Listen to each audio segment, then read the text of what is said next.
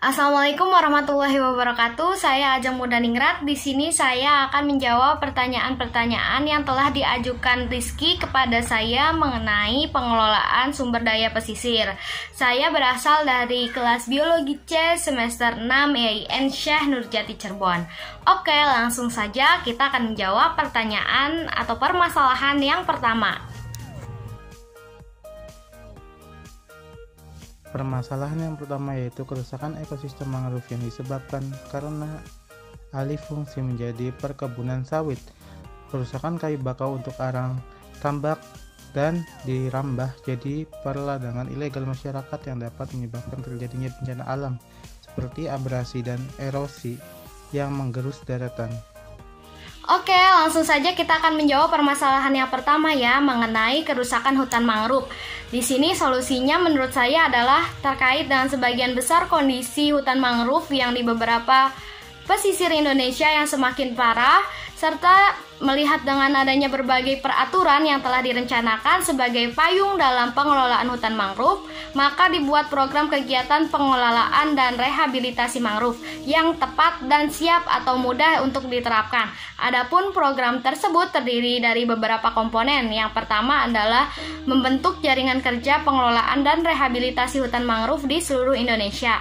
Yang kedua yaitu melakukan koordinasi dengan berbagai instansi terkait baik negeri maupun swasta atau LSM.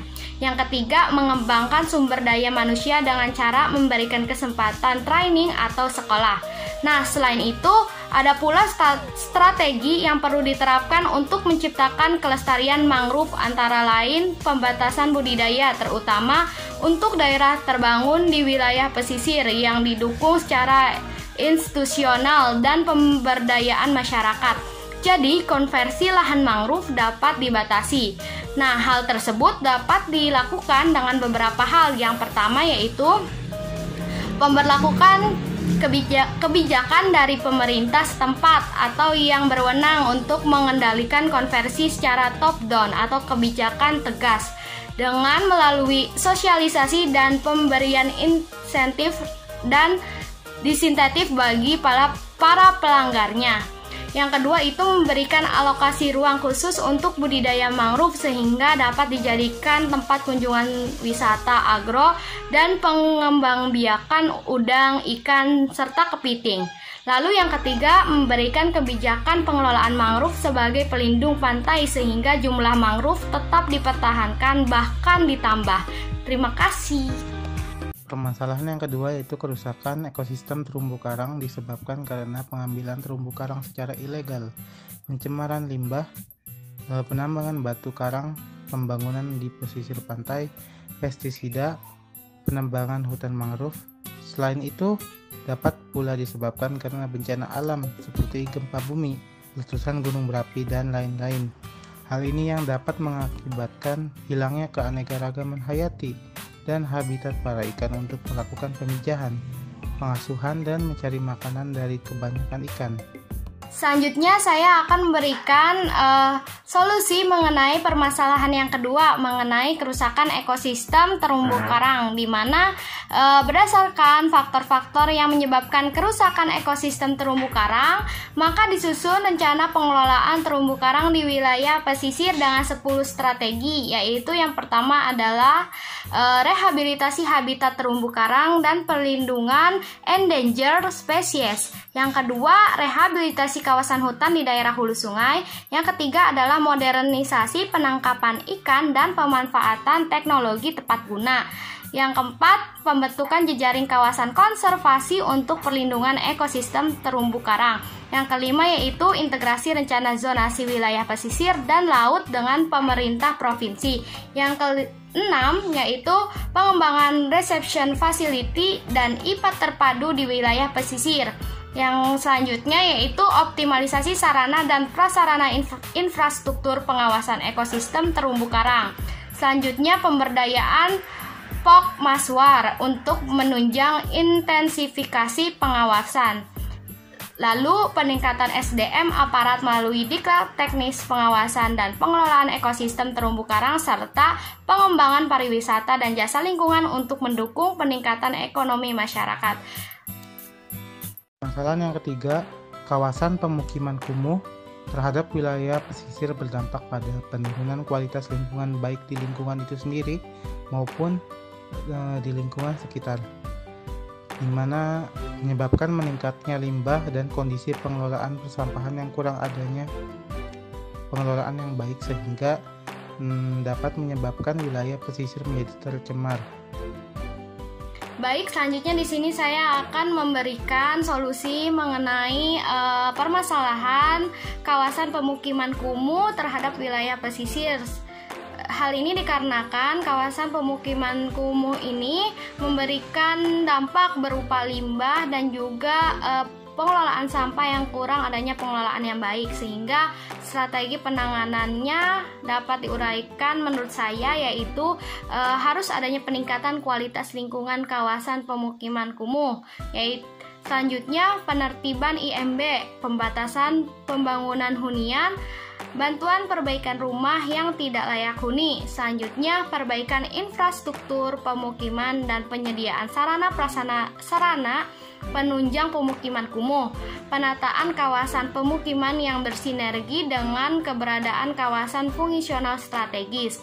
Lalu, pengendalian dampak pencemaran lingkungan, peningkatan partisipasi masyarakat dalam pembangunan, terbangunnya toleransi dalam masyarakat berdasarkan nilai-nilai sebagai modal sosial dalam pembangunan. Selanjutnya yaitu penyediaan infrastruktur ekonomi untuk mendukung produktivitas masyarakat dan juga pengembangan daerah untuk kegiatan industri, rumah tangga, dan pemanfaatan sumber daya manusia lokal sehingga mampu meningkatkan taraf hidup masyarakat dan mengurangi pengangguran. Permasalahan yang keempat, berkurangnya luas padang lamun yang terdapat pada pesisir pantai akan mengurangi jumlah ketersediaan makanan bagi biota laut, rusaknya habitat untuk ikan dan biota laut, rusaknya daerah asuhan organisme, ekosistem laut dan pesisir lainnya. Hal ini disebabkan karena adanya bencana alam seperti gempa bumi, badai, angin puting beliung, lalu aktivitas binatang seperti yang berumput yang dilakukan oleh bulu babi. Lalu hal ini disebabkan oleh aktivitas manusia seperti pertumbuhan populasi manusia yang sepanjang lingkungan pesisir. Juga pelaksanaan manajemen air yang buruk telah mengakibatkan kehilangan padang lamun. Adapun saya di sini akan mencoba memberikan solusi mengenai permasalahan yang keempat, yaitu berkurangnya lahan padang lamun yang diakibatkan oleh beberapa faktor, diantaranya adalah faktor alam, binatang, dan juga manusia, di mana faktor alam ini disebabkan oleh adanya beberapa bencana alam seperti gempa bumi ataupun angin puting beliung, dan juga adapun faktor binatang yaitu seperti binatang bulu babi yang merupakan binatang merumput. Selanjutnya yang disebabkan oleh aktivitas manusia seperti pertumbuhan populasi manusia di sepanjang lingkungan pesisir. Juga pelaksanaan manajemen air yang buruk. Adapun solusi yang saya tawarkan di sini adalah dapat dilakukan dengan berbagai macam cara seperti mendukung penetapan wilayah laut yang dilindungi atau marine protected area atau perlindungan laut, atau yang disingkat sebagai MPAS adalah wilayah laut dengan peraturan bahwa penangkapan ikan dalam bentuk aktivitas manusia lainnya dilarang untuk melindungi ekosistem wilayah tersebut dan sumber daya alam. Yang kedua ialah mendukung pelaksanaan dan implementasi hukum perikanan, yaitu melarang penggunaan dinamit, racun, dan tidak menggunakan metode penangkapan ikan yang dapat menghancurkan padang lamun. Yang ketiga yaitu menginformasikan kepada masyarakat sekitar tentang pentingnya lamun dan bagaimana cara menjaga ekosistem lamun, mendorong masyarakat untuk melakukan hal yang benar dan mengurangi polusi air. Yang keempat yaitu tidak mencemari area pesisir dengan tidak membuang sampah di pantai atau badan perairan lainnya, sungai, karena akan bermuara di estuari dan pesisir pantai. Selanjutnya yang terakhir yaitu melindungi lamun dengan cara yang tidak menginjak-injak lamun dan atau mencabutnya, tidak merusak atau menghancurkan lamun melalui penjangkaran kapal yang tidak hati-hati, mendukung pembentukan tanaman-tanaman laut yang melindungi habitat lamun. Permasalahan yang kelima, pencemaran yang terjadi di ekosistem estuaria yang disebabkan oleh aktivitas manusia, terutama penebangan pohon yang dapat mengakibatkan erosi dan sedimentasi serta pencemaran lingkungan. Pola pemanfaatan sumber daya hayati laut yang tidak memperhatikan daya dukung dan produktivitas pada suatu kawasan estuaria, seperti sumber daya perikanan, sehingga kawasan muara sungai terus mendapatkan tekanan menurunnya produktivitas.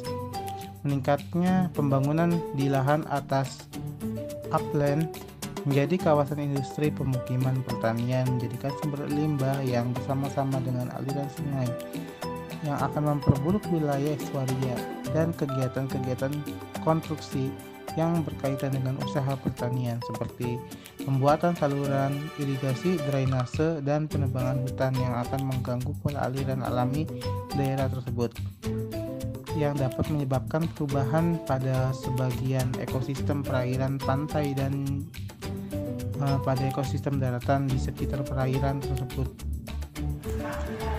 Baik, selanjutnya saya di sini akan memberikan solusi mengenai pencemaran daerah estuaria, di mana solusi yang saya tawarkan yaitu yang pertama adalah memperbaiki daerah lahan atas atau upland, di mana upaya yang dapat dilakukan untuk mengurangi dampak kerusakan pada ekosistem perairan wilayah estuaria yaitu dengan menata kembali sistem pengelolaan daerah atas, khususnya penggunaan lahan pada wilayah daratan yang memiliki sungai. Kurangnya pengelolaan lahan atas akan dipastikan merusak ekosistem yang ada di perairan pantai. Oleh karena itu, pembangunan lahan atas harus diperhitungkan penggunaan lahan yang ada di wilayah pesisir. Jika penggunaan lahan wilayah pesisir sebagai lahan perikanan tangkap, budidaya atau konservasi, maka penggunaan lahan atas harus bersifat konservatif. Perairan pesisir yang penggunaan lahannya sebagai lahan budidaya yang memerlukan kualitas perairan yang baik, maka penggunaan lahan atas tidak diperkenankan adanya industri yang memproduksi bahan yang dapat menimbulkan limbah.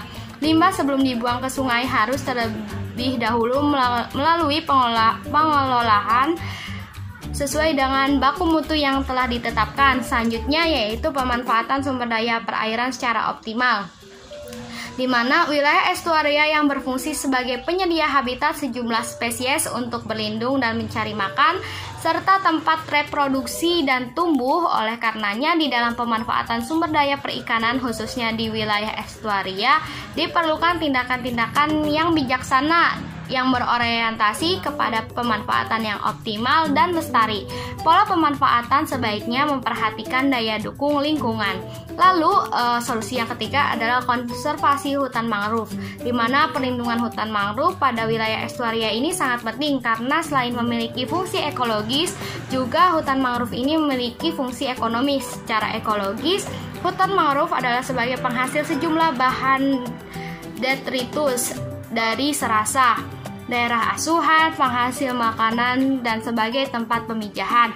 Secara fisik, hutan mangrove juga dapat berperan sebagai filter sedimen yang berasal dari daratan melalui sistem perakarannya dan mampu meredam terpaan angin badai. Secara ekonomis, dalam konservasi hutan mangrove juga akan diperoleh nilai ekonomis yang sangat tinggi, dengan rata-rata 27,4 juta per tahun atau 27,4 juta per tahun, yang meliputi pemanfaatan langsung kayu mangrove, pemanfaatan tidak langsung serasah daun, kepiting bakau, nener bandeng, ikan tangkap, dan ikan umpan. Lalu upaya konservasi memberikan dampak positif terhadap sosial ekonomi bagi masyarakat yang tinggal di wilayah estuaria dan memberikan alternatif pencarian dan pendapatan. Sekian solusi-solusi yang dapat saya berikan. Kurang lebihnya mohon maaf. Wassalamualaikum warahmatullahi wabarakatuh.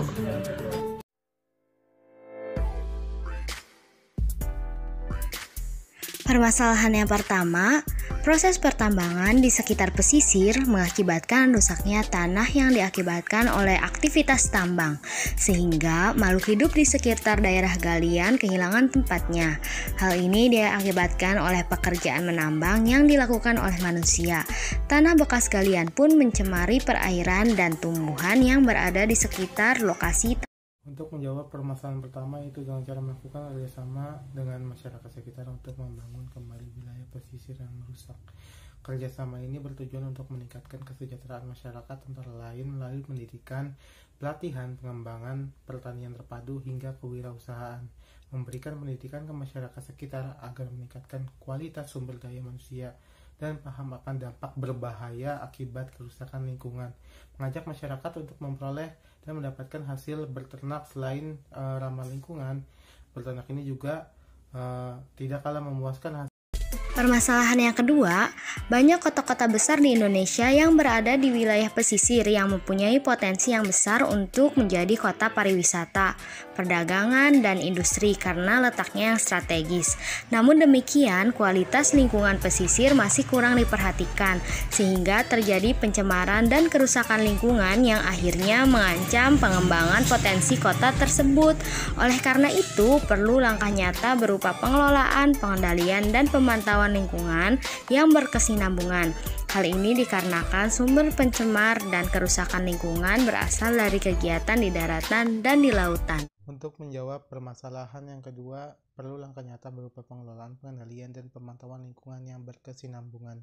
Hal ini dikarenakan sumber pencemar dan kerusakan lingkungan berasal dari kegiatan di daratan dan lautan. Langkah pengelolaan yang harus dilakukan adalah pengelolaan limbah dan penerapan manajemen terpadu integrated coastal management yang melibatkan semua pihak dan sektor. Langkah pengendalian terhadap terjadinya pencemaran dan kerusakan pesisir perlu dilakukan dengan melakukan pencegahan, penanggulangan, dan pemulihan kerusakan. Permasalahan yang ketiga, abrasi adalah suatu proses pengikisan pantai yang diakibatkan oleh tenaga gelombang laut dan arus laut atau pasang surut air laut yang bersifat merusak. Abrasi biasanya disebut juga erosi pantai. Kerusakan garis pantai akibat abrasi ini dipacu oleh terganggunya keseimbangan alam daerah pantai tersebut. Walaupun abrasi bisa disebabkan oleh gejala alami, tetapi manusia sering disebut sebagai penyebab utama abrasi. Salah satu cara untuk mencegah terjadinya abrasi adalah dengan penanaman hutan mangrove. Hutan mangrove sangat bermanfaat agar tidak terjadi pengikisan pantai. Pengikisan pantai dapat berakibat daratan sekitarnya tergenang air. Solusi dari permasalahan nomor 3. Hal tersebut dapat diatasi oleh tumbuhan mangrove yang tumbuh di daerah pesisir. Tanah di sekitar pohon mangrove tersebut menjadi lebih stabil dengan adanya mangrove tersebut. Peran mangrove sebagai barisan penjaga adalah melindungi zona pembatas dari laut di sepanjang garis pantai dan menunjang kehidupan organisme lainnya di daerah yang dilindunginya. Bila buah mangrove jatuh dari pohonnya kemudian terbawa air sampai menemukan tanah di lokasi lain, tempat menetap buah tersebut akan tumbuh menjadi pohon baru. Di tempat ini pohon mangrove akan tumbuh dan mengembangkan sistem perakaran yang rapat dan kompleks. Di tempat tersebut, bahan organik dan partikel endapan yang terbawa air akan terperangkap menyangkut pada akar mangrove. Permasalahan yang keempat, kondisi strategis pesisir membuat kawasan ini syarat dengan kegiatan di kawasan pesisir yang tidak terkendali dapat menyebabkan terjadinya pemanasan global yang berdampak pada peningkatan suhu udara maupun perairan di dalam kota dan wilayah sekitarnya. Akibat hal tersebut tidak terkendali dapat menimbulkan bencana atau pemanasan global yang tidak diinginkan oleh manusia dan makhluk hidup lainnya. Selain itu, aspek perilaku manusia juga berperan penting dalam memberikan kontribusi terhadap lingkungan pesisir pantai. Solusi dari permasalahan yang keempat, usaha mengurangi pencemaran ini dapat dilakukan diantaranya melalui partisipasi masyarakat dalam pengurangan polusi atau pencemaran laut di tepi pantai. Untuk mengatasi masalah sampah, masyarakat berpartisipasi dengan cara berkelompok. Upaya melibatkan masyarakat untuk membersihkan pantai dilakukan melalui pendekatan sosiokultural untuk mengubah perilaku yang kurang mendukung upaya tersebut. Sebenarnya masyarakat dapat berpartisipasi dalam menjaga lingkungan pantai. Salah satunya dalam bentuk kontrol terhadap lingkungan pantai yang berkaitan dengan limbah. Masyarakat dapat menegur bila ada yang membuang sampah di tepi pantai. Bentuk ini merupakan salah satu sisi lain masyarakat yang memiliki rasa tanggung jawab terhadap kebersihan pantai. Cara-cara yang dapat dilakukan adalah dengan mengawasi, menegur, dan bekerja sama dalam menanggulangi sampah.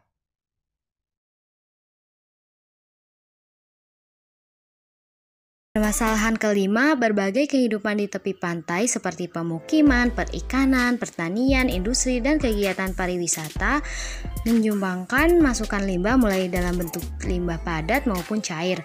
Limbah domestik ini masuk ke perairan laut secara langsung dari outfall di pinggir pantai, dari sungai yang bermuara ke laut, atau dari aliran air hujan. Akumulasi limbah domestik berlebih di perairan pesisir dan laut sebagai konsekuensi meningkatnya jumlah pemukiman dan industri di sepanjang pantai dapat berpotensi menghancurkan cadangan hayati dari terumbu karang dan muara serta kerusakan lingkungan lainnya. Solusi untuk permasalahan yang kelima, salah satu teknologi yang digunakan untuk mengatasi limbah domestik, terutama pada limbah domestik cair, adalah ocean outfall. Sebagai alternatif untuk mengatasi persoalan limbah cair yang umumnya mengandung bahan organik dan bakteri facial coliform dalam konsentrasi tinggi, penanggulangan limbah cair dilakukan dengan menggunakan ocean outfall sebagai alternatif pembuangan limbah cair berupa pipa di bawah laut yang digunakan untuk membuang limbah cair dari darat ke laut sehingga memungkinkan terjadinya proses biokimia secara natural di laut.